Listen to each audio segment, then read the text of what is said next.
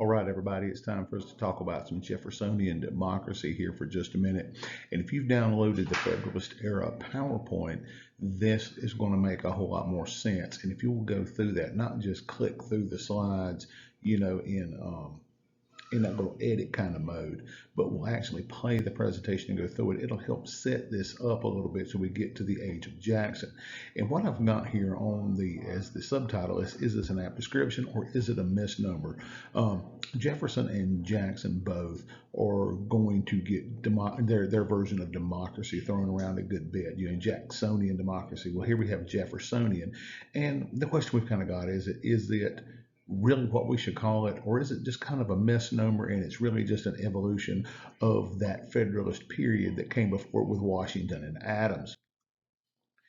And as we move along, you're going to notice we're going to get to that election of 1800, which, we think some of these in our modern time are difficult and they're strange, and we've got nothing on like the election of 1796 and again the election of 1800. But with this one, if you will start noticing the different places and whom they voted for. If you will look at the Northeast and they are voting for John Adams, or if you look for the more rural areas like in the South, with the exception of North Carolina, because we always have to be a little different, you'll see that they vote for Jefferson. So you're going to start to see a sectional split in this country that's not going to go away for the longest time. Matter of fact, we're going to fight a little bit of a war over that come 1861 as a result of that 1860 election. So as you see it in the rural and agricultural areas are voting for Jefferson, whereas your northeastern areas, especially New England, are going to be far more Federalist oriented and vote for John Adams. And North Carolina kind of splits, so does Pennsylvania, and so does Maryland for a whole host of reasons that we don't really need to dig into for the purposes of this class, but just realize that we're starting to see a little bit of sectionalism rear its ugly head here. So when Jefferson comes in, one of the first things he's got to do now is he's got to smooth things over. I mean, when you go back to Washington, when Washington leaves office in 1796, power gets transferred to John Adams. Adams was his vice president. Washington's not technically a member of a party, but in reality, he was a Federalist. John Adams is an arch Federalist. And now, so we saw that power transfer, and it was very peaceful at that time, which was unusual in the world in places that were not monarchies. And even sometimes when there are monarchies, you still had problems. But now you've seen it transfer from one party to the other virtually bloodlessly. It really was bloodless unless you're Aaron Burr, but that comes later. But Jefferson understands the body politic in a way that might shock us today. And his first goal is to unite that fractured nation, because it was a very bitter campaign. I mean, you just think that Biden and Trump and whoever else might show up in an election, that they're talking junk about each other. This one is just as bad in 1800, and we find it very hard to fathom that there's no TikTok, there's no Facebook or Twitter or X or whatever it's called, or Instagram or whatever other things that we use. There's no 24-hour news service, but they were still doing that. I mean, one of the things they said that Jefferson had stole an inheritance from some kind of widow, and then the whole Sally Hemings thing kind of comes out. So this gets a little bit weird and a little bit personal. And Adams and Jefferson had been absolutely phenomenal friends, had a great partnership during the American Revolution, and they will eventually have it again, just not right now, as you can see. But his goal is to unite that country. And he's, one of the things he says in his inaugural is that we are all Federalists, we are all Republicans, meaning that no matter which party you belong to, that we're all Americans. And that's something that I hope we start to hear more of in this country, especially as we move into a presidential election cycle that seems to be getting worse. Yeah, you would think when he gets into office, you know how all these politicians say when they come in, they're going to dismantle everything their predecessor did. They're going to fix it. They're going to turn it back to this, that, or the other, or they're going to build whatever the case may be of that day. And Jefferson, when he comes in, he does not do that. He follows a very moderate course rather than a purely ideological one. And that's going to speak very highly of him, and that's going to become part of the way that American politics work, is that you don't turn the apple cart upside down. And like the Alien and Sedition Acts and all of that, he pardons all of those people who were convicted under it, which is probably what should have happened, especially when you begin to look at the Bill of Rights and some of the protections it affords. Well, here's what happens. Jefferson, he pardons all of them. So he really is trying to smooth things over at a time of great turmoil in the country.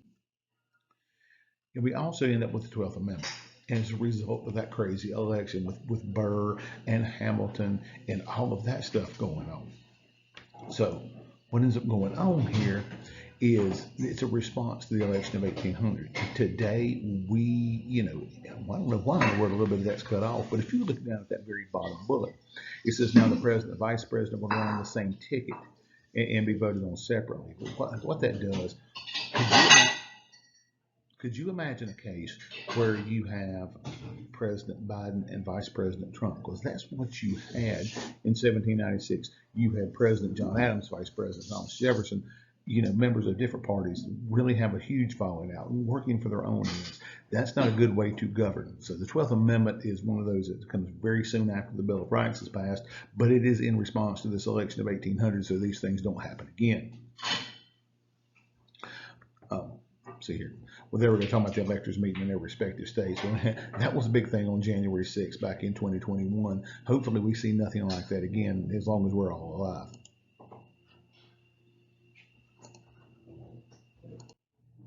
Now, Jefferson's going to come in, and you see this big picture of the Supreme Court here, and the Supreme Court's become much of a political football like we haven't seen since the mid-1930s when Roosevelt tried to pack the court.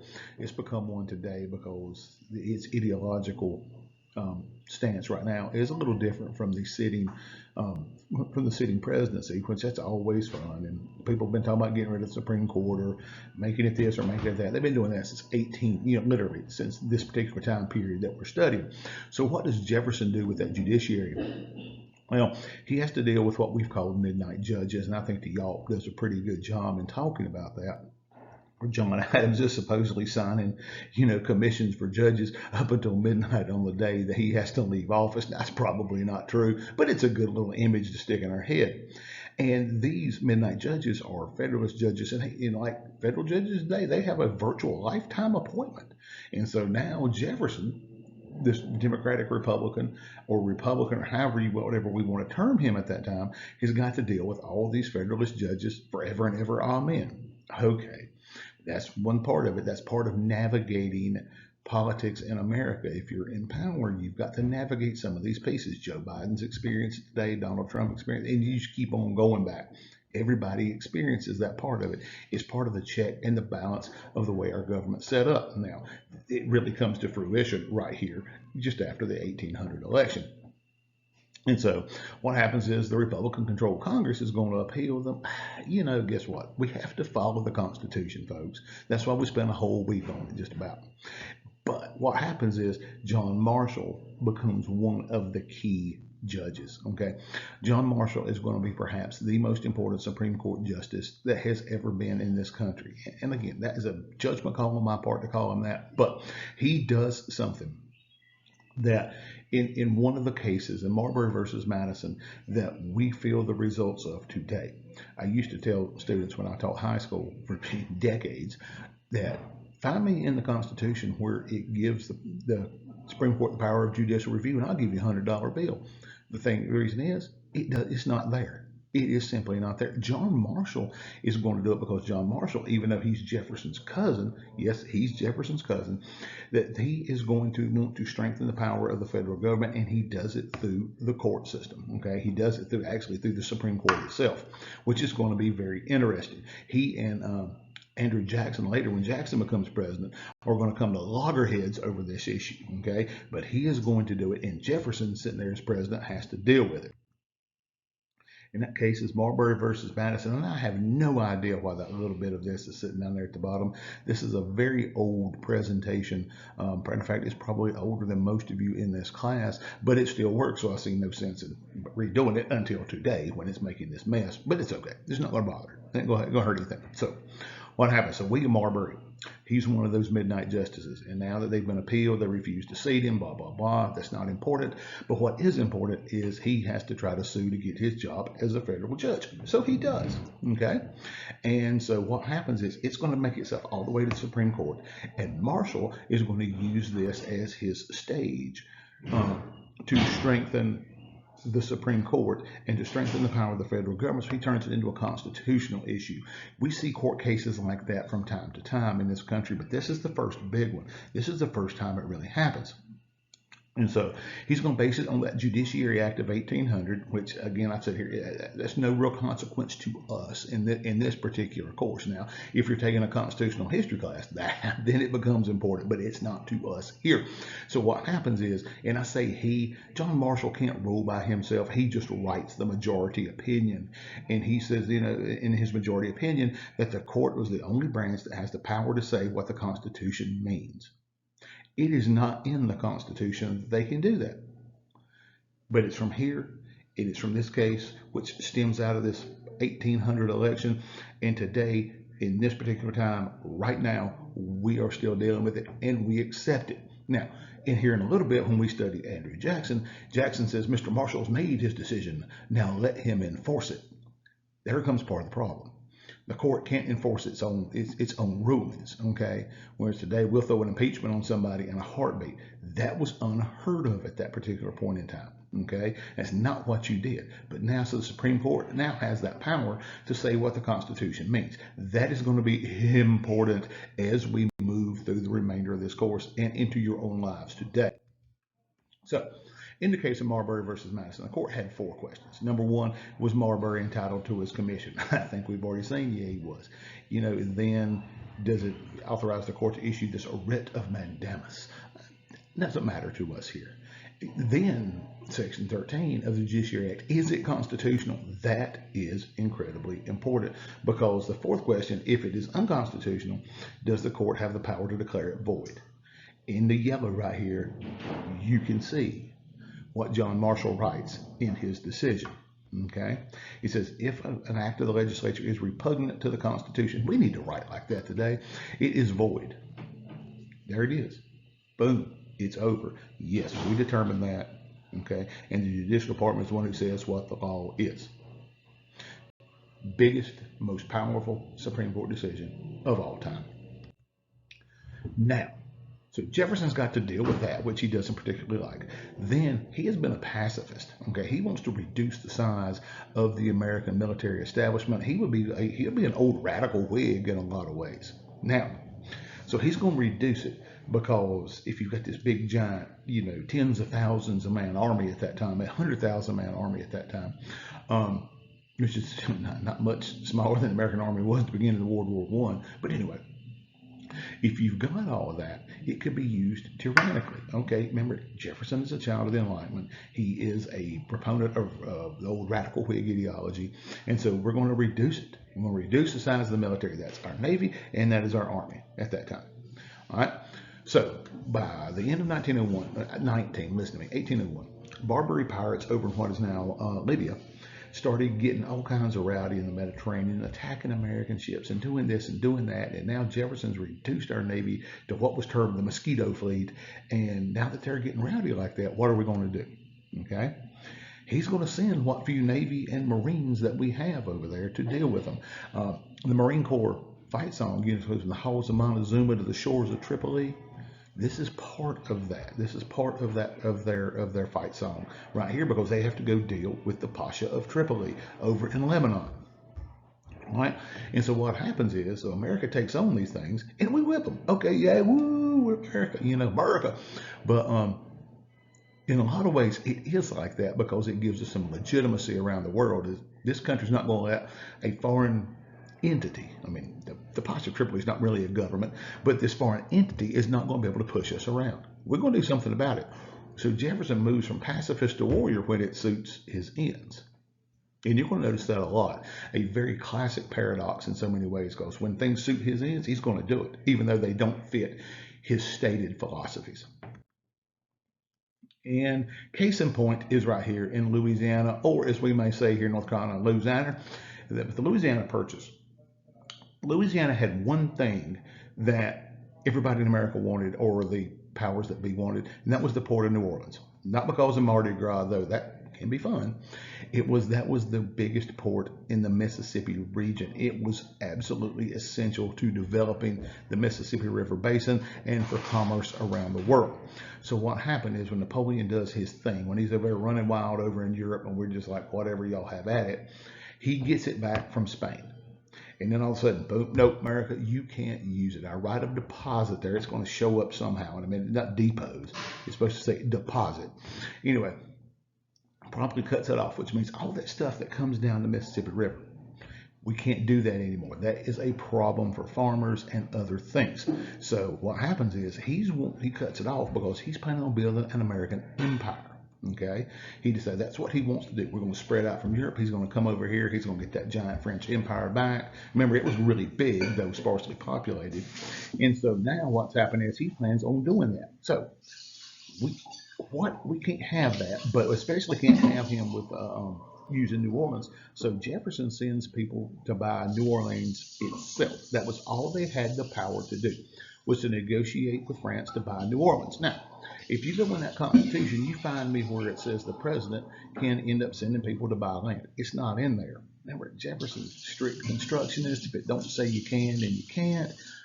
But it is of such economic importance to America that he's going to send this group to buy New Orleans. In the meantime, because remember, it isn't like you hopping on a jet plane and flying over.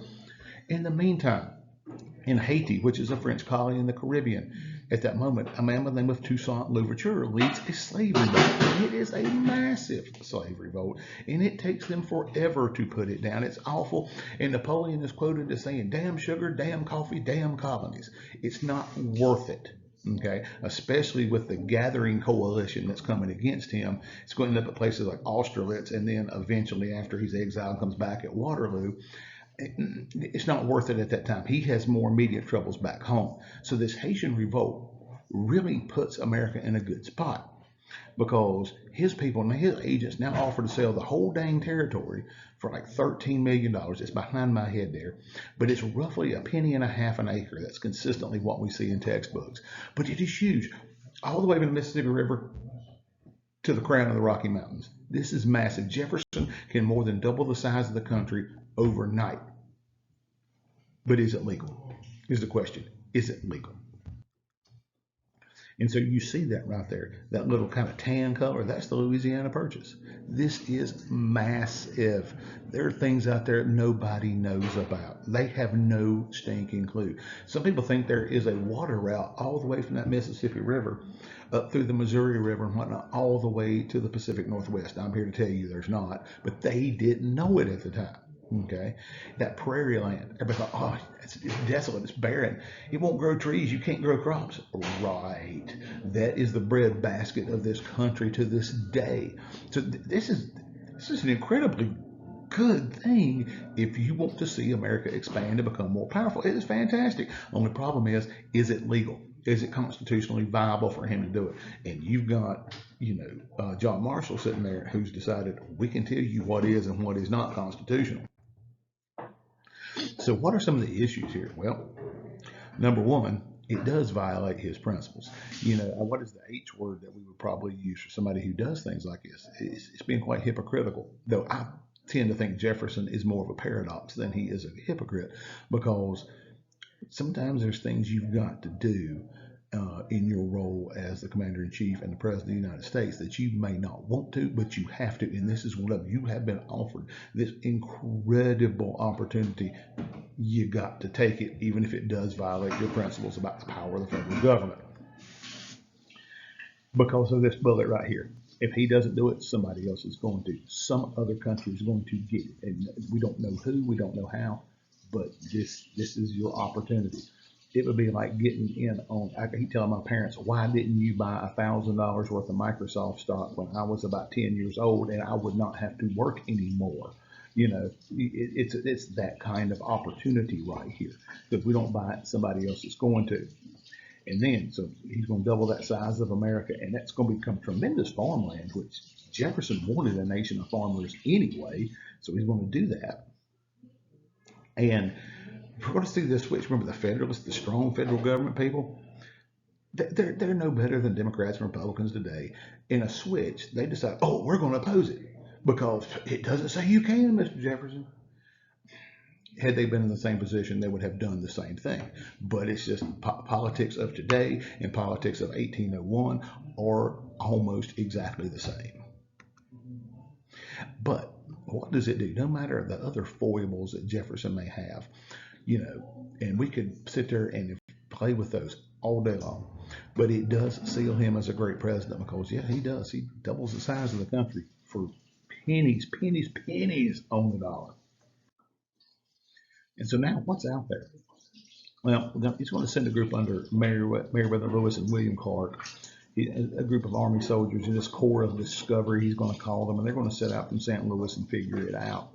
Great book by Stephen Ambrose called Undaunted Courage that goes right along with this. It's fantastic. So they're sent to survey it and explore it and to find that all water route all the way to the Pacific Ocean.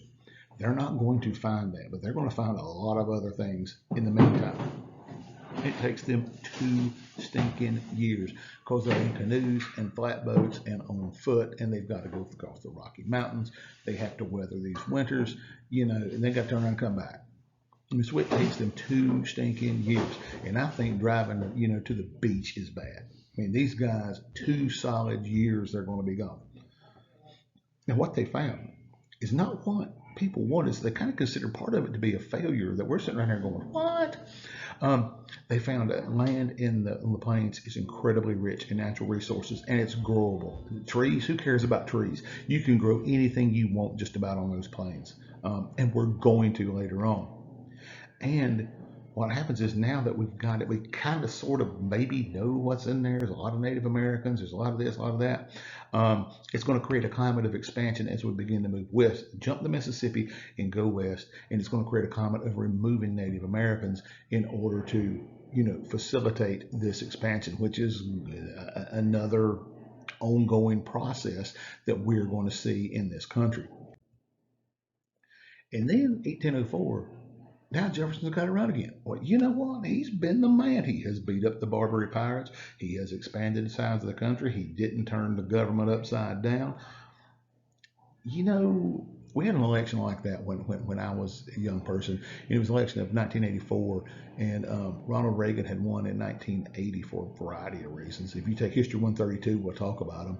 But in 1984, things were going good. The man won 49 of 50 states because even though he did double the size of the country, I mean, he was exactly what America needed at that moment in time. Now, history's not giving him as great a record as I just did, but having grown up there, that's what I remember people feeling. Well, the 1804 election is going to be a lot the same way. That's the only reason I bring it up, because we need a comparison. Okay, and again, you remember he won barely by the hair of his chinny chin chin in 1800. Okay, I mean, Alexander Hamilton had to make him president, and it ends up dying in a duel with Aaron Burr over it. But in 1804, Jefferson wins by a landslide. Okay, and what you see is there was a president like this when I was in college, Bill Clinton. Some of you may have been alive during his presidency. I think some of you were old enough in this class that you remember that time. And he was when Brother Clinton became a real moderate in a lot of ways. He was about getting things done, making compromises, moving stuff along. And so Jefferson's going to be that same way in his philosophy after the election of 1804. And so again, he's going to adopt some Federalist principles. Man, he went out and got the whole half of the country. So he's going to. But they're going to find out is sometimes politics is the art of the possible. And Jefferson is going to experience that and becomes a he becomes a successful president doing so. And then something happens in that second term. And if it's going to happen, you want something bad happens, you want it to be in that second term. A war between England and France mess up his whole idyllic set. America is kicking along, and we're like, yes, yes, yes, yes, yes. And then that goofy Napoleon, he gets up in that war with England, and it messes it all up. And so what happens is England forbids anybody to trade with France. France forbids anybody to trade with England. And so they both have very powerful navies, and so they're able to enforce this in so many ways. And after Jefferson, you're like, man, we ain't taking a side. Washington said don't take a side. We're not taking a side here. Both sides say you can't trade with them. You can't You don't get to tell me who I can be friends with. You don't get to tell me who I can trade with, and it's going to become a problem for Jefferson in the last year and a half or so of his second term. And it begins with something called impressment. That doesn't mean you're on the beach puffing up your chest or whatever to impress people. What this is the British Navy needs sailors because, and I put their nasty Navy because you do not want to be in the British Navy. It is a rough life. A lot of disease, a lot of sickness, a little something called scurvy with a lack of vitamin C. When British naval ships would dock in a port, guys would try to jump off and swim away and desert. And so they're doing this all over the world. So what happens is the British need that manpower. So what they're doing is they're stopping ships on the high seas, American ones or anybody else, but ours are the ones we're worried about. And they would basically drag people off if they looked British or if they wanted to. The problem is with Jefferson reducing the size of the Army and the Navy, there's nothing really we can do about it. So this is a little rough right here.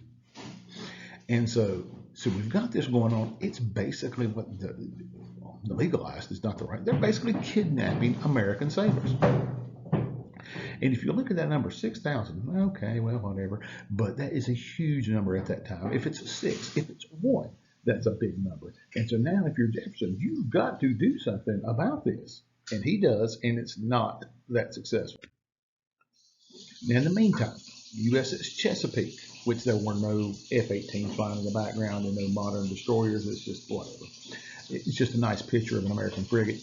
It's an American warship, and it's attacked in American waters. And it's inside of 12 miles by a British warship. And it killed some American sailors. They took some of the survivors and pressed them into the. I mean, this is an act of war, is what this is, firing on the Chesapeake. So now in America, Jefferson may have been a pacifist, but now it's met with demands for war because we're just not going to let this kind of thing happen. If you let this happen once, it's going to happen more and more and more, and that's something that you can't have. So what's Jefferson going to do? Well, we don't have an army or navy that can fight just yet, so he gets Congress to pass an embargo act. Now notice I have a turtle over here. If you spell embargo backwards, it spells oh grab me, like a snapping turtle. Okay? So what Jefferson's going to do, since that's what you want to do, England and France, we're going to forbid all exports from America. Now, this is at a time when cotton is just becoming a thing. That cotton gin has just been invented by Eli Whitney, and so cotton is just now becoming, it's not King Cotton, it isn't even Prince Cotton at this point. So American exports are not this incredible weapon that they're going to be within 25 years of this time. But we're going to forbid them all. And what we're hoping is that it hurts both countries. And they're like, oh, we're so sorry. We'll stop. That ain't happening. So you go back to Jefferson's principles of strict construction. There's nowhere in the Constitution that says that a president can ban or the Congress can ban exports, yet he's championing this. Okay? That's loose constructionism. And so it ends up hurting Americans everywhere. It ends up causing ships to sit in harbors. It causes crops to rot on the docks. It is awful for the American economy, and you do not want the economy to be bad, during your presidency, because if people are going to blame the president, no matter whose fault it might really be. All right. So, like I said, they called it the "Oh Grab Me." There's a famous cartoon about this cursed "Oh Grab Me" Act, or in some circles it was called the "Dambargo." So it's not this real popular thing. So it was, so condemned that the politicians in Congress were like, yeah, we can't have this. You're not running again, Mr. Jefferson, but we have to, and so we're going to repeal it, which they do. And so they replace it with the funniest named law in American history, the Non-Intercourse Act.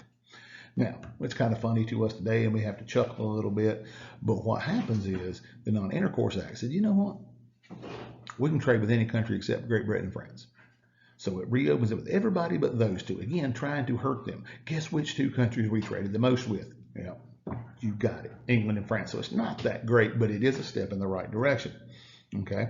Then it's got another part where it says that if one of those two are going to stop messing with us, quit stealing our ships, quit stealing our people, we'll trade with you and not the other. This is where Napoleon is a master politician. Because Napoleon's like, sure, because their navy is not nearly as powerful as the British Navy. So it's one of those where they're like, yeah, kind of put America at loggerheads with the English. Seen that before, have we not? And kind of, because the enemy of your enemy is your friend, Napoleon's trying to play England off against America. So what are the results of this embargo that we've got here? New England becomes a manufacturing stronghold because if we can't buy it and we can't import it, then we got to make it. Okay, so Jefferson, the president who wanted America to become this agrarian empire, has inadvertently started America's first industrial revolution. This is the beginning of it right here, because New England's going to have to make the things that it wants. Second, America and the British relationship gets in a twist, and it's going to stay in a twist for many, many, many years. Okay, it's not until the late 19th century that we sit back and become have that special relationship that we have with them today.